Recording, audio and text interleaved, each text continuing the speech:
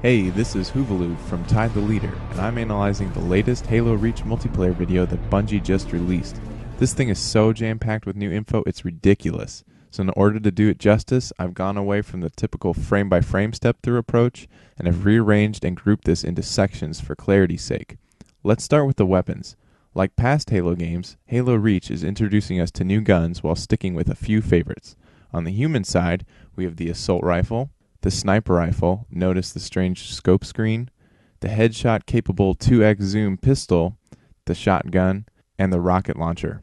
New to Reach is the designated marksman rifle, or DMR, the single-shot 3x zoom cousin of the BR, and the grenade launcher, perhaps the brute shot replacement. If Modern Warfare has the noob tube, maybe Reach can have the pro pipe. On the Covenant side of things, the weaponry is a little more sparse. Easy to spot is the needle rifle, which can cause a needle super combination just like the needler. Also prominent is some sort of plasma missile launcher. Notice how the reticule charges and locks onto the Warthog. I believe that this is the mystery weapon that was featured on Bungie.net a few weeks ago.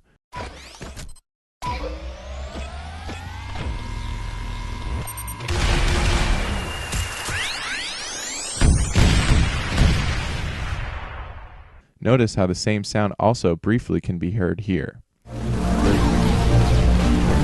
There are quick glimpses of the gravity hammer and the energy sword, which seems to have its lightsaber effect carry over from the reveal trailer to multiplayer.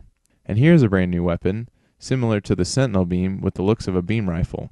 It also appears here, pitifully attempting to melt the tank. Speaking of tanks, they're back and as awesome as always. The Scorpion is looking good even with an exposed tread after some damage. The Wraith can be spotted in the pack, and also hard to miss are the Ghost and the Banshee. And of course, everyone's favorite four-wheeler, the Warthog. And a Phantom for good measure. Drivable? The beginning to the invasion game type? Who knows?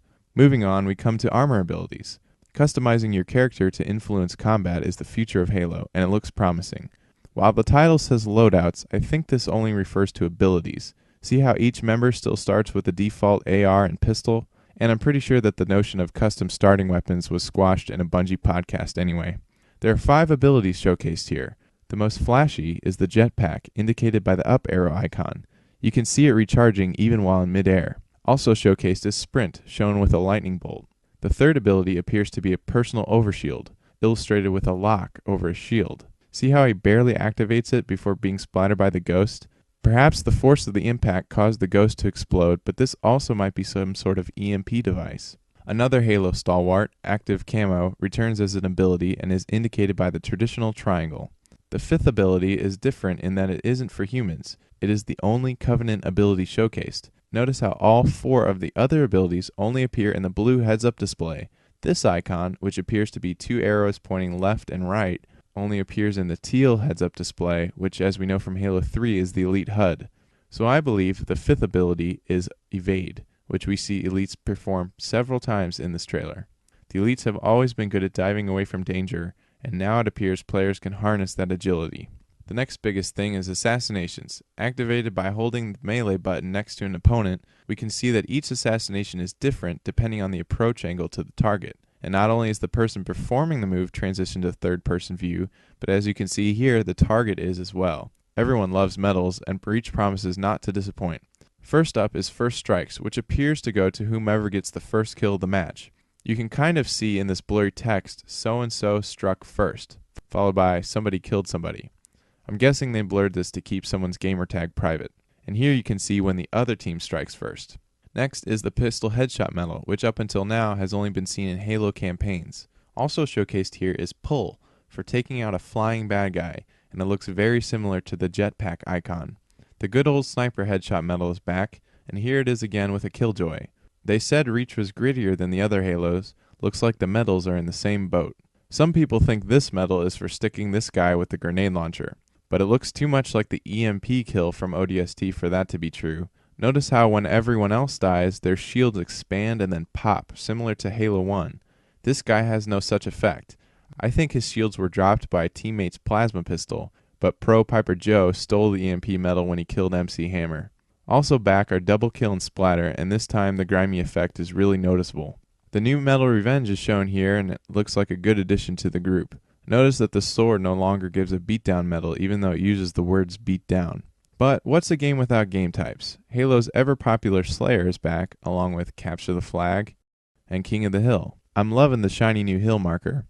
I'm going to go out on a limb and say that Spartan versus Elite is not a game type, but more of a feature that certain game types include. Just like in Halo 3, we had certain Covenant versus Human-themed games on Avalanche, we now have an entire mode where one team is forced to be Spartans and the other is forced to be Elites.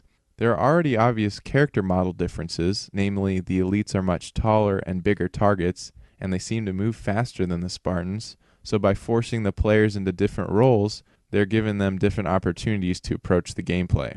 But it won't be like that for all game types. For example, the only time Elites are shown in this video are during the Invasion game types. The purple team represents Elites and their Covenant equipment. The green team is the UNSC Spartan Squad. It appears that Invasion features certain red waypoints with countdown timers and red doors. Perhaps the Spartans need to stop the Elites from advancing towards certain map objectives. Maybe this is where destroying those generators tie in. Although it doesn't say Invasion, the icon above the generator is similar to the red waypoint from earlier, and these red waypoints are only seen in Elite first-person mode, so I think the Elites will be the offense and Spartans will be on defense. And Invasion Slayer looks to be the same type of teams, but without the objectives. But like I said, Elites appear during no other game types besides Invasion. King of the Hill, Slayer, CTF, it's all Spartan versus Spartans. I believe that's because these are all arena game types. After the title arena is shown on the screen, traditional red team versus blue team, Spartan versus Spartan combat follows. Not one single Elite appears in the arena section.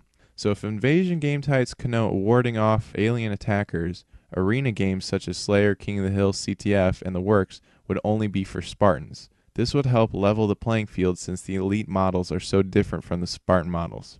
Headhunter is a brand new game type. Man, this really confused me at first, but after studying it for a while, I believe that the goal of the game is to collect the flaming skulls. But if you die, you drop your skulls. This player has 8 skulls currently, as you can see above his head. And when he dies, he drops about 8 or 9. It's hard to tell. If it's 8, it makes sense. If it's 9, the 9th could be a bonus for killing this guy. So the number of skulls in play increases with each kill. And I think that the 2 gray waypoints here indicate a place to deposit or permanently score your skulls. I can't wait to try this one out. And finally, the flag thing. It looks sweet, but it's different than the King of the Hill marker. I'm thinking territories.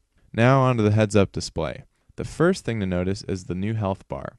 It's a mixture of shields and health, but also varies between Spartan and Elite players. The Spartan one has 17 notches, and the Elite only has 9. Perhaps one character will have more health than the other, or maybe it's just a different way to show the same amount of health. Only time will tell. Also, next to the health bar are 2 different types of compasses. Sometimes the compass has the north, south, east, west labels on it and is above the health bar, but at other times it has no markings and is below the health bar. This might be a game type dependent feature, or we might just chalk this one up to alpha build. And check out the aiming reticule. It now has this blossom effect, visually demonstrating the weapon's accuracy at any given time. So to achieve maximum accuracy, you must pace your shots correctly for each weapon. A simple yet useful tweak to the team score ensures you'll never have to look down at your feet again to see what team you're on. It appears that the 4 character call signs from ODST are back. Keeping the simple yet incredibly useful train rolling are the new map callouts. These will change as you move around the map, ensuring we will never again yell, "He's on my X," or "They're over here," or the ever popular, "Buy the thingy in the one place." Here you can see that up to 4 grenades of each type can be held at one time. I also noticed that players use the X button to pick up weapons and board vehicles. This frees up the right bumper for armor abilities and the left bumper for switching grenades. And perhaps the most subtle and most useful of all is the new 3D radar. Yeah, it's 3D. Dots representing players below your plane are darker red than those at eye level. And players above you are shown as red dots with little shadows beneath them. It's barely noticeable at first, but if you pay attention, you can see the slight differences. Once we learn how to use this quickly, it'll become a game changer. And now for some miscellaneous stuff. I have no idea what active roster means. I'm almost afraid I'll jinx it if I say what I hope it is. All I'm saying is that it just showed a red team and a blue team. So it's team related. Also, I love the new physics of the explosion, the water, and the rolling weapons. Man cannons are back, and I think this means no fall damage. Otherwise, you're going to have to be very confident in your man cannon skills. And I'll leave you with this awesome death animation. That guy got owned. Well, I hope you saw some things you may have overlooked. If you want to comment on this video, point out if I missed anything, or argue that I'm completely wrong, feel free to post in the comment section. Thanks again for watching, and just like you, I can't wait till May 3rd either.